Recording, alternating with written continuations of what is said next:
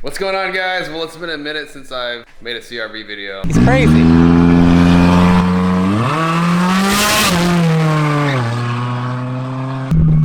It actually handles really well. I want to get this thing ready for some SCCA racing. All right, we're gonna hope the ball joints hold on. Oh yeah, let's go. Do I go?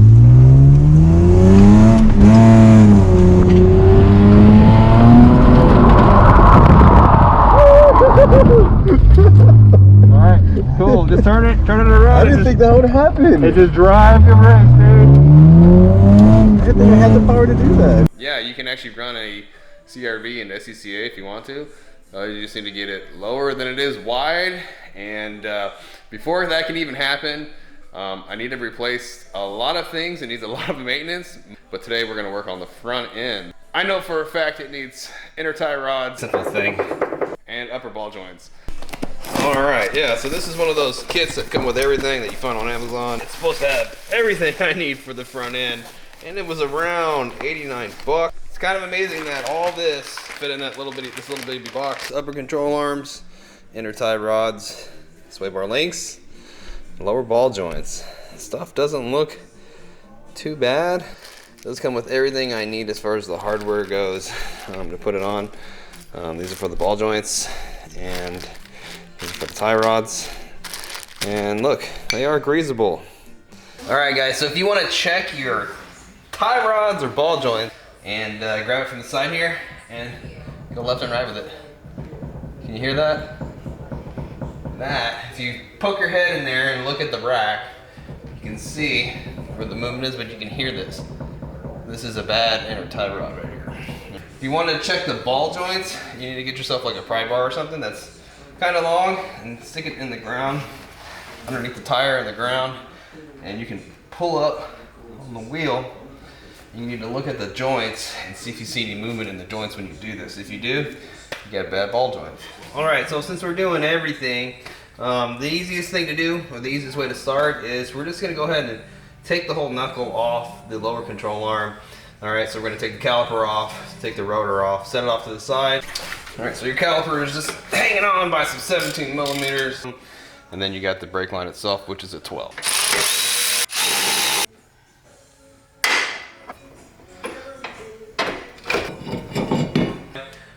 Knock loose the axle nut you have here. Should be a 36 mil for the axle nut. And then go ahead and go after the tie rod here and here, and just get the knuckle off out of the way. Then we can start attacking the components we need to change out. Upper control arm nut, 17 mil. Knock this guy loose. Now I had this stuff apart a couple times. If you've been following the channel, you've seen me kind of take this stuff apart. So everything's kind of coming apart nice and easy. Like that. And it's a Honda. Okay, I'm not going to totally disconnect that yet. Need to go after the tie rod next. Tie rod nut's a 17 also. That guy loose. Go ahead and disconnect this one all the way. Now, let's see how loose this is going to be. This is nice. Nice. Alright, it's a Honda. Bam. Alright. We'll be to go after this bottom one here. And as you can tell, there's no cotter positioning in this stuff, because I've had it all taken apart before. But this one down here, 17 millimeter also. Bam here. So be careful with this guy. I don't want to rip the boot. Alright, so I don't want to rip the boot on this guy, so I'm just going to cover him up with a towel. So we need to knock this bottom ball joint loose. If you're lucky, it'll just come off. We're not so lucky here. Okay. Just get the spindle. Alright.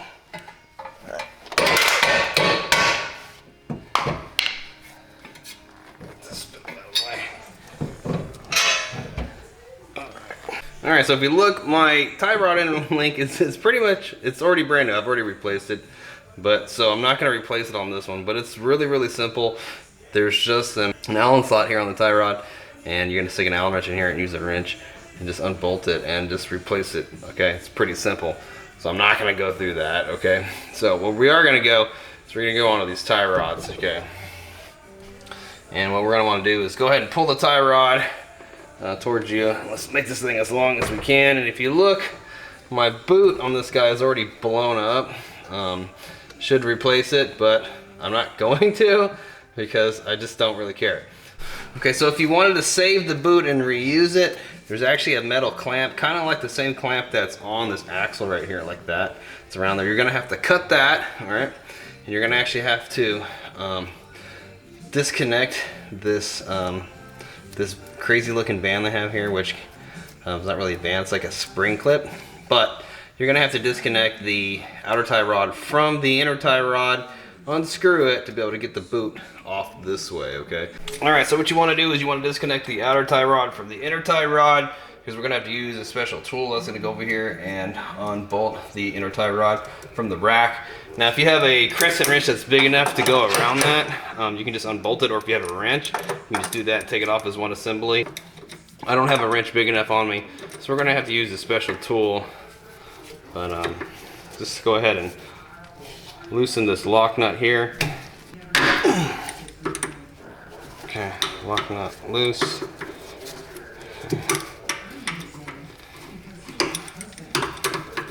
And then break free the outer tie rod. Okay. Now what we're gonna wanna do is we're gonna want to head and count how many times this thing's gonna turn all the way around. So when we rebuild the new one, we can kind of put it back in the same spot. So that was 1, 2, okay. Here's the inner tie rod tool. The way this is gonna work, it's gonna work with some of these, I don't know what to call these, sockets or adapters or whatever, but this is what's actually going to go around the inner tie rod. Okay, that'll go around it. It's big enough, and that one looks pretty good. Now we're gonna take our tool, and let someone borrow this. They did this all retarded. I took this all apart. Just stick the adapter in the hole, and then lock that in like that. Okay, and then you just stick it over the tie rod.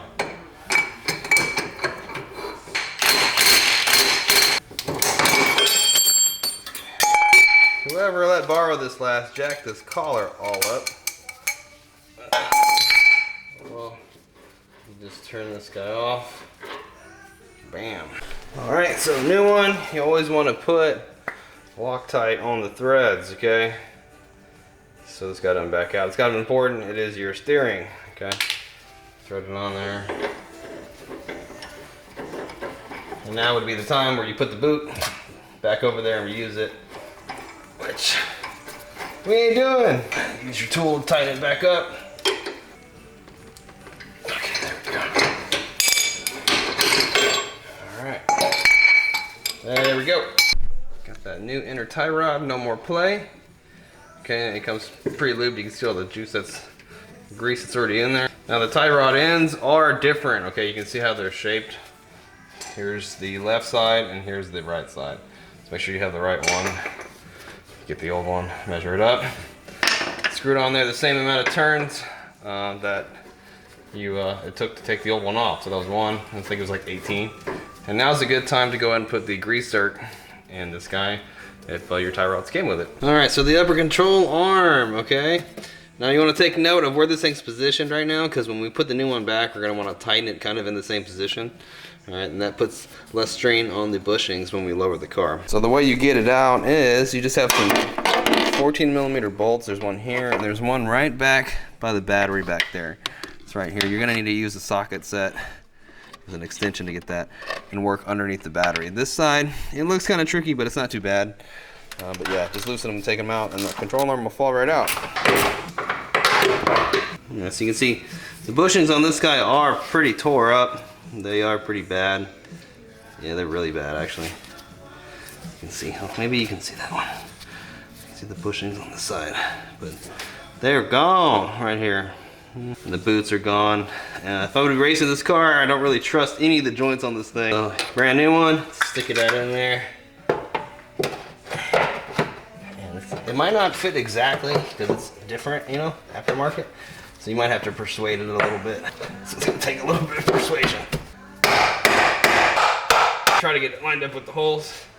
Just replace the bolts. Okay, so I got the upper control arm in. Now we can move to this wonderful ball joint we have in the knuckle right here. Alright, so I've got a snap ring here, snap ring pliers, with a flathead screwdriver, handy.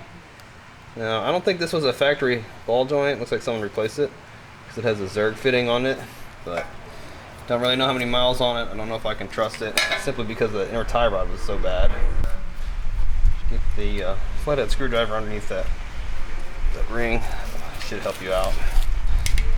My dog's come to help us out. Snap this guy loose. Just watch your eyeballs. So all we're going to do is pretty much just push this joint out this way using the cheap Chinese ball joint press here, okay? So we're gonna need a cup that's a little bit bigger than the ball joint, which might be this guy here. And then an adapter here. And we're gonna go like this.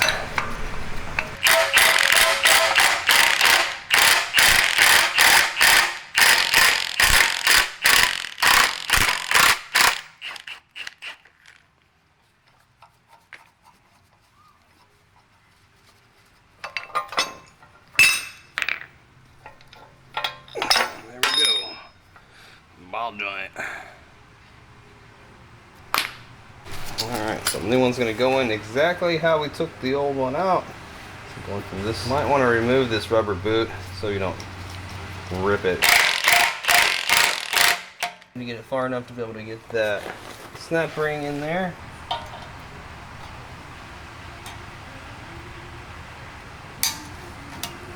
Bam. Okay. Then put the boot back.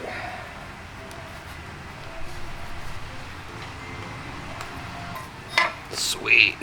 We'll check it out. Ball joint put in. Bam.